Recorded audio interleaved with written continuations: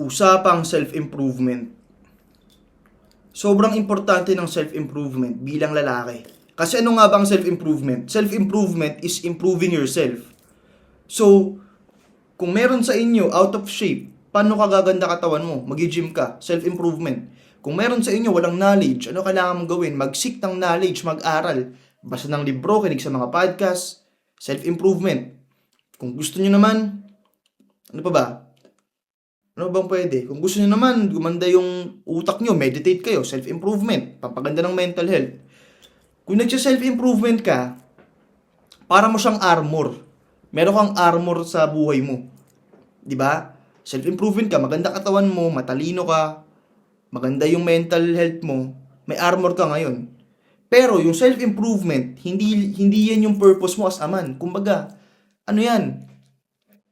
Ano ba yan? Bare minimum yan, self-improvement. Dapat nag-self-improvement ka lagi. Kasi pag hindi ka nag-gym, isipin mo, hindi ka nag-gym, pangit pakiramdam mo ngayon, payatot ka or out of shape ka, paano ka maging confident niyan? Ano pa ba? Kung hindi ka nagbabasa ng mga libro, paano ka tatalino niyan? 'Di ba? Paano ka makaka-gain ng knowledge niyan? Ano yun? Patanga ka ng patanga? Ano pa bang gagawin mo kung hindi mag-aral, 'di ba? The day you stop learning is the day you die. So dapat araw-araw nag-aaral ka. Ano pa bang mga self-improvement? Ako kasi self-improvement na ginagawa ko lang talaga guys, literally. Di ako mag-isinungaling. Pag gym lang, pwede magbasa ng libro. Araw-araw yan. Pero yung basa ko ng libro, hindi ko binabasa isang buo. Basa lang ako, mga 10 pages, 5 pages. Pag may nakuha na akong wisdom doon, okay na, apply ko na, execute. Kasi yung, pag hindi mo in-execute, yung mga binabasa mong libro, basically, sinasayang mo lang. Parang nag-self, ano ka lang yan, mental masturbation. Mental masturbation, di ba? Puro ka lang aral, wala kang execute. Sobrang talino mo, nabobobo ka na. Di mo ina-execute eh. So, ano ba ba? Back to the point. Ginagawa ko lang talaga self-improvement, gym, pati basa libro. Yun lang talaga, pinaka-basic. Di ba?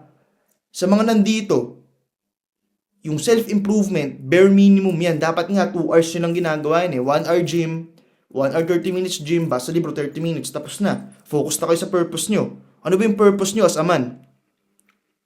Purpose nyo ba maging mayaman kayo? Purpose nyo ba maahon pamilya nyo sa hirap? Purpose mo ba ngayon? Gusto mo manalo ng boxing? Ano bang purpose mo ngayon? Self-improvement is the bare minimum.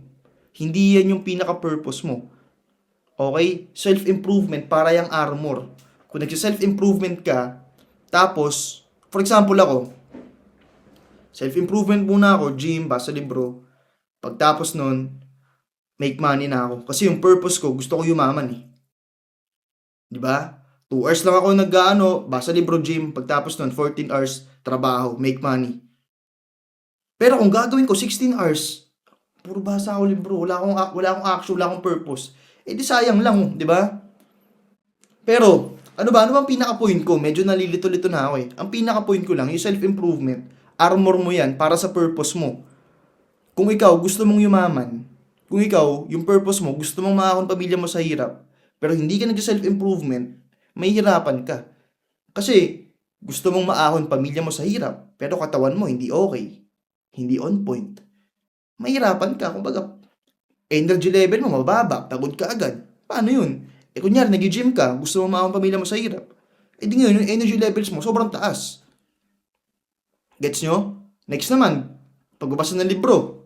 Kung hindi ka nagbabasa ng libro, tapos gusto mong yumaman, gusto mong maahon pamilya mo sa hirap, paano ka tatalino?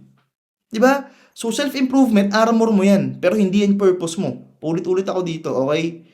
Self-improvement is your armor. Hindi yung purpose mo. Huwag kayong magsayang ng oras dyan. Hanapin yung purpose nyo.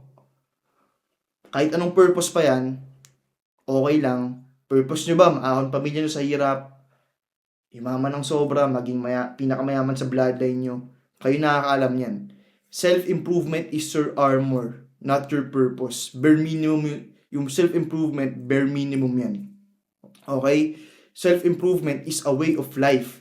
Pag nag-self-improvement ka, may confidence ka, tumatalino ka. Okay?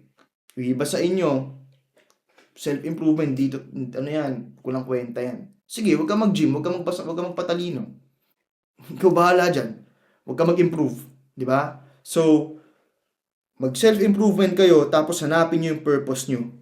Yun ang pinaka-point ko. Lagi natin galingan mga G.